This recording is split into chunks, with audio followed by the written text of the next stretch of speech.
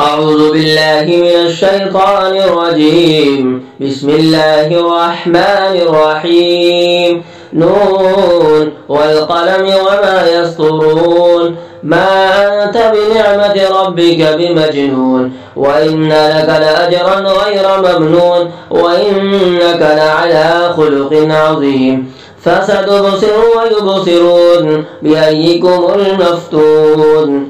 إن ربك هو أعلم بمن ضل عن سبيله وهو أعلم بالمهتدين.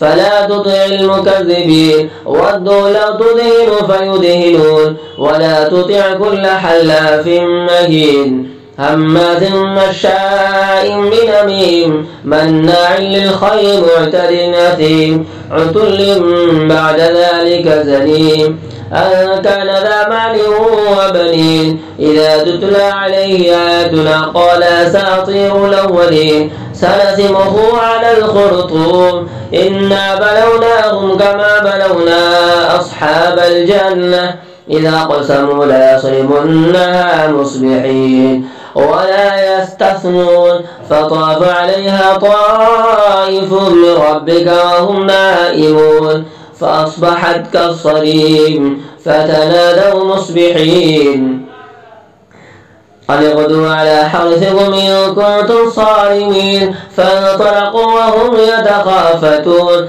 ألا يدخلنها اليوم عليكم مسكين. وغدوا على حرد قادرين. فلما رأوها قالوا إنا لضالون بل نحن محرومون. قال أوسطهم ألم أقل لكم لولا تسبحون.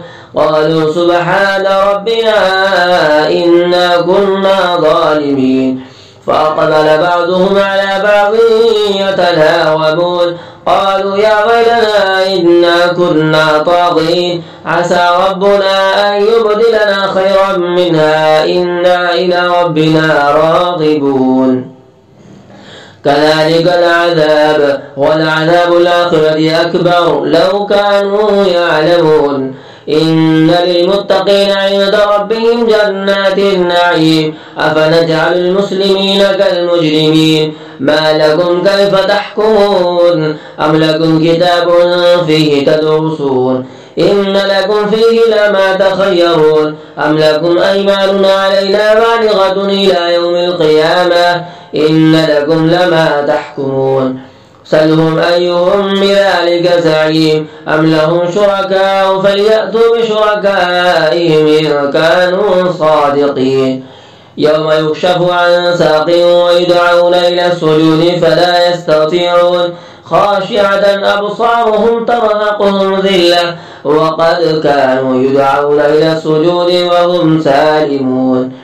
فذرني ومن يكذب بهذا الحديث سنستدرجهم من حيث لا يعلمون وأملي لهم إن كيدي متين. أم تسألهم أجرا فهم من مغرم مثقلون أم عندهم الغيب فهم يكتبون. فاصبر لحكم ربك ولا تكن كصاحب الحوت إذ نادى وهو مكظوم لولا أن تداركه نعمة من ربه لنبذ بالعراء وهو مذموم فاجتباه ربه فجعله من الصالحين.